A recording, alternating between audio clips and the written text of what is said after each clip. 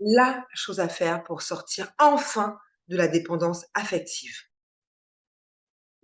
Ici Lucie Leclerc, ta love coach préférée et on se retrouve 3 fois par semaine, pour, parler de love, de relations de couple, de relations amoureuses et aujourd'hui, j'avais envie de parler de la dépendance affective. J'ai de plus en plus de clientes qui ont, qui montrent des signes de dépendance affective et je trouve ça super intéressant, de te dire ce sur quoi il est essentiel de travailler pour sortir de ça. D'accord? C'est le sujet de la vidéo. Reste bien installé. J'ai envie de déjà commencer en te disant, bah, voilà les signes que tu es potentiellement dans de la dépendance affective et la dépendance affective, ce n'est pas uniquement dans les relations amoureuses, cela concerne toutes les relations. D'accord? Relations familiales, relations amicales et bien sûr relations sentimentales. Donc quand tu es dans une relation et que tu t'oublies complètement, que tu fais tout en fonction de l'autre, que tu fais passer l'autre avant tout, c'est-à-dire que voilà, tu t'oublies, tu te perds dans cette relation, dès que la personne n'est pas là, tu le vis mal, tu lui en veux, tu t'attends à ce que la personne ne soit là que pour toi, comme toi tu agis pour elle.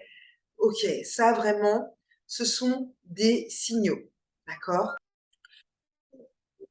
Priorise l'autre, que tu le mets sur un piédestal, là, il y a une sorte de dépendance.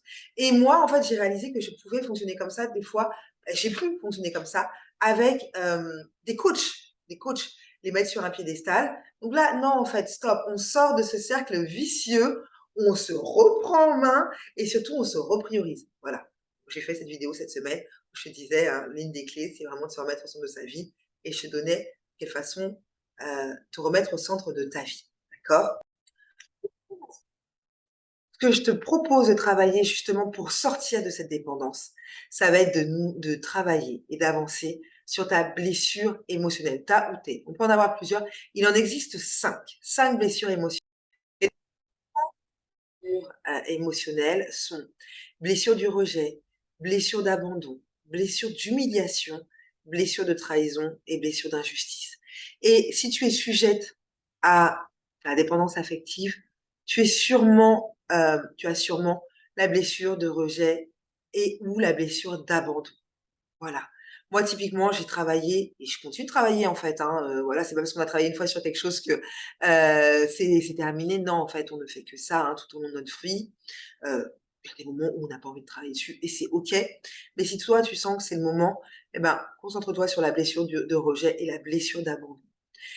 Voilà, ce que je voulais partager pour aujourd'hui.